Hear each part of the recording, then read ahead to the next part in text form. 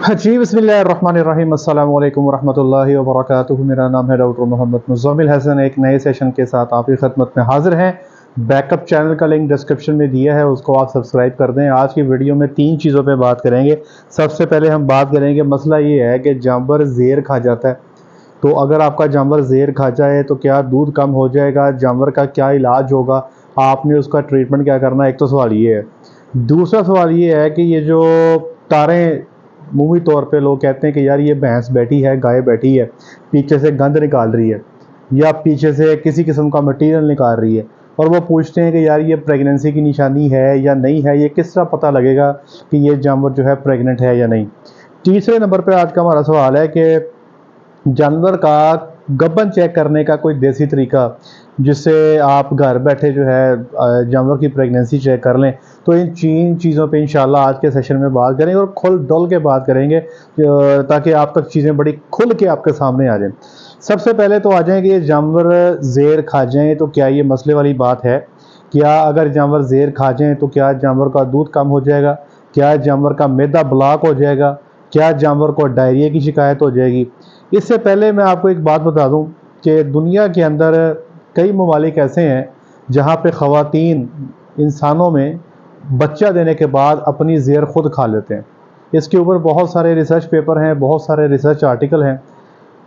मुझे तो ये सारी चीज़ें जब मैंने पढ़ी कि ख़वातीन जो है वो ज़ेर खा रही हैं और मुख्तलिफ़ तरीक़ों से खा रही हैं, कुछ सीधी ज़ेर खा जाती है, कुछ उसके कैप्सूल बना के खा रही हैं, कुछ उसको उसके पीसे बना के खा रही हैं।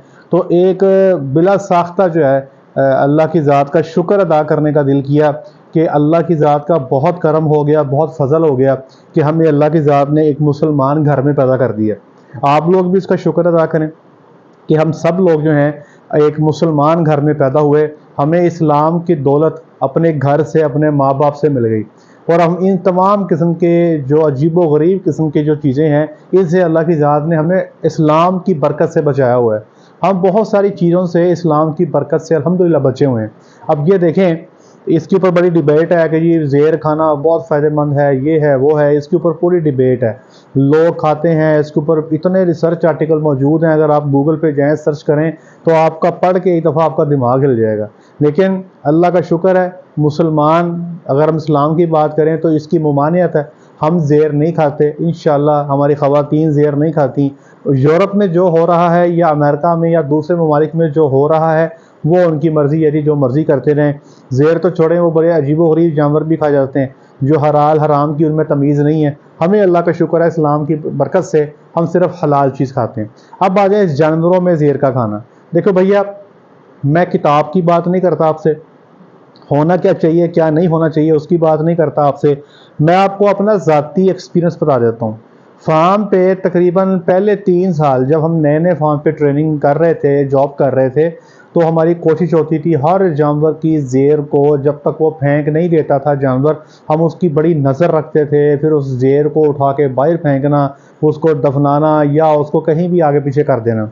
उसके बाद अगले 3-4 सालों में मेरे फार्म पे बेतहाशा जानवरों ने ज़ेरें खाई।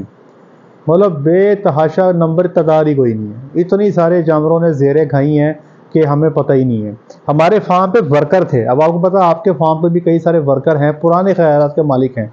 हमारे पास जो वर्कर थे वो भी पुराने ख़यालात के मालिक थे। उन्होंने बड़ी खप डाली, डॉक्टर साहब गाय ज़ेर खा गई है, डॉक्टर साहब इन्हें दूधों नहीं तुरना, और डॉक्टर साहब इन्हें मैला नहीं सुटना, ये डॉक्टर साहब दूधों नस गई है। तो उनके सामने उन्हीं जानवरों ने जिन्होंने ज़ेर खाई थी, ना सिर्फ उन्होंने दूध दिया बल्कि उनकी खुराक भी ठीक थी, उनके मैदे भी ठीक थे। ये सारी चीज़ें उनके सामने हुई तो उनका जो कॉन्सेप्ट था कि ये ज़ेर खाने से जानवर बीमार हो जाता है या दूध कम हो जाता है, ये उनका नज़रिया दुरुस्त हो गया। अब मसला ये है, आप में से कई लोग वो ये कहते होंगे यार हमारे जानवर ने ज़ेर खाई थी, वो ख़राब हो गया था, उसका मैदा ब्लॉक हो गया था, या उसके मैदे के प्रॉब्लम बन गए थे, या दूध पे नहीं आ रही थी। तो याद रखिएगा कि वो जानवर, जिस जानवर के मैदे में ताकत नहीं है, मैं आपको आसान अल्फाज में समझाने की कोशिश कर रहा हूँ। जैसे ये जो प्लेसेंटा है जिसको ज़ेर कहते हैं, ये बड़ी न्यूट्रिशियस आइटम है एनिमल के लिए, और अक्सर औकात जो जंगली हयात हैं ये अपनी ज़ेर खाती हैं ताकि शिकारी जो है उस तक, उनके बच्चों तक ना पहुंच सके। तो इसी तरह हमने गाय और भैंस को तो अभी कुछ अर्सा पहले कुछ सदियों पहले डोमेस्टिकेट किया, पहले ये भी जंगली जानवर हुआ करते थे, तो ये ज़ेर इनका खा जाना नॉर्मल है। जो आपके ग्रेजिंग कंट्रीज़ हैं, जैसे ऑस्ट्रेलिया है, जैसे न्यूजीलैंड है, जहाँ पे ग्रेजिंग बड़ी कॉमन है, ब्राज़ील के अंदर भी ग्रेजिंग एक पार्ट में पाई जाती है, वहाँ पे जानवर ज़ेर खाते हैं और वो इसकी कोई टेंशन नहीं लेते। हाँ, वो जानवर जिसका मैदा कमज़ोर है, वो जानवर जब इतनी हैवी न्यूट्रिशियस आइटम खा लेता है तो उसको डाइजेस्ट करने में, हज़म करने में मुश्किल का सामना करना पड़ सकता है। अगर आपके जानवर ने ज़ेर खा ली है और आपके जानवर का मैदा स्ट्रॉन्ग नहीं है, आप देख रहे हो कि जानवर जो है वो जुगाली नहीं कर रहा या जानवर का मैदा बंद हो रहा है, तो इस केस में आप सिंपल जानवर को मैग्नीशियम सल्फेट जो है 250 ग्राम एक दफ़ा दे दें, उसका मैदा इंशाल्लाह वॉश हो जाएगा। साथ ही जानवर को आपने कैल्शियम थेरेपी कर देनी है और मल्टी वाइटामिन या बी कॉम्प्लेक्स लगा दें, एमिवाई कॉम वगैरह लगा दें। इंशाल्लाह आप देखिएगा आपका जानवर बिल्कुल सेहत और तंदुरुस्त A1 हो जाएगा, जैसे इसको कुछ था ही नहीं। तो इसलिए इस चीज़ की टेंशन ना लें। मैंने बेतहाशा जानवरों को ज़ेरे खाते देखा है और उन्होंने बेतहाशा खाई हैं और अल्लाह का शुक्र है दूध भी बेहतरीन था। हमारे जानवरों की चूँकि खुराक अच्छी होती है कॉर्पोरेट डेयरीज पे, कमर्शियल डेयरी फार्म्स पे, तो वहाँ पे जानवरों के मैदे भी स्ट्रॉन्ग होते हैं, इसलिए इस किस्म का इशू आता नहीं है। आप अगर अपने जानवर की खुराक बेहतर करें तो 95% प्रॉब्लम जो है आपके ख़त्म हो जाएंगे। और मैं आपको लेकर देता हूँ, आज अगर पूरे पाकिस्तान में हम अपने जानवरों की खुराक को बेहतर कर लें, यकीन करें जितना टीका गोली आपके फार्म पे होता है उसका 90% ख़त्म हो जाएगा, आपको ज़रूरत ही नहीं रहेगी। तो ये तो हो गया हमारा पहला सवाल। दूसरा सवाल ये है कि लोग फ़ोटोज़ भेज देते हैं और कहते हैं ये बैठी है गंद निकाल के या तारें कर रही है, बताएं कि ये गब्बन है, बताएं कि ये हीट में है, बताएं ये ठहर गई है, नहीं ठहरी है। तो भैया मैंने बहुत सारे जानवरों की तारें देखी हैं, जो बच्चा देने के नज़दीक होते हैं उनके अंदर भी देखी हैं, और जो प्रेग्नेंट होती हैं उनके अंदर भी देखी हैं, जो हीट में होते हैं उनके अंदर भी देखी हैं। भैया इसमें डिफ्रेंशिएट करना कोई इतना आसान काम नहीं है, इसके अंदर फ़र्क करना आसान काम नहीं है। ये प्रेग्नेंट जानवर के अंदर भी वेजाइनल सिक्रीशंस बाहर आती हैं और वो कभी गाढ़ी होती हैं, कभी गाढ़ी नहीं होती। अब अगर आप इस बुनियाद पे फैसला कर लें कि भाई जो गाढ़ी सिक्रीशंस हैं या जो तारें गाढ़ी सी आती हैं वो प्रेग्नेंट जानवर की हैं और जो पतली बारीक होती हैं गाढ़ी नहीं होती वो हीट वाले जानवर की है, तो मैं आपको कई जानवर ऐसे दिखा सकता हूं जो बच्चा देने के नज़दीक बिल्कुल ऐसे शीशे की तरह तारें करेंगे जैसे कि वो हीट में है।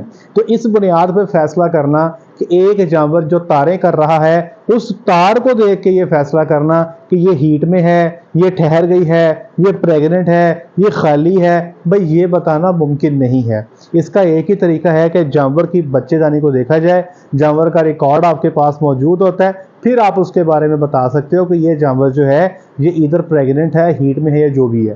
तीसरे नंबर पे सवाल है कि कोई देसी टोटका ऐसा बता दिया जाए कि जानवर जो है वो घर में बैठे बैठे ही आपको पता लग जाए कि हामला है नहीं है।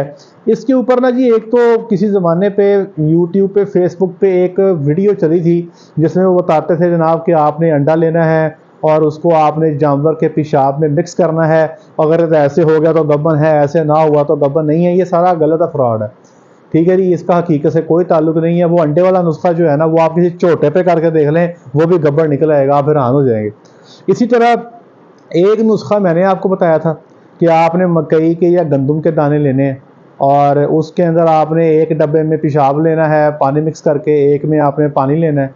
ये भी तरीका इस्तेमाल कर सकते हैं, लेकिन इन तरीकों की जो एफिकेसी है या जो इनका रिजल्ट है ये 100% नहीं होता, ये आपको एक अंदाज़ा दे देते हैं। लेकिन इसके बारे में एक और चीज़ बता दूं कि इस टेस्ट को करने का तरीका बड़ा इंपॉर्टेंट है। मैंने कई लोगों को देखा जिन्होंने ये टेस्ट परफॉर्म किया, उन्होंने क्या किया जनाब, उन्होंने एक डब्बे में पानी लेकर दाने डाल दिए और दूसरे डब्बे में पानी को, पेशाब को मिक्स कर दिया और उसके ऊपर दाने डाल दिए। अब इसका तरीक़ेकार ये है कि जितना आपने पेशाब लेना है उसके अंदर 4 गुना पानी मिक्स करना है। मिसाल के तौर पे अगर 4 सीसी आपने पेशाब ले लिया है तो उसमें 16 सीसी आपने पानी मिक्स करना है, ये हो गया 20 सीसी। अब इस 20 सीसी पानी को आपने इतने टिश्यू पेपर के ऊपर फेंकना है कि टिश्यू पेपर इतने पानी को जज़ब कर ले।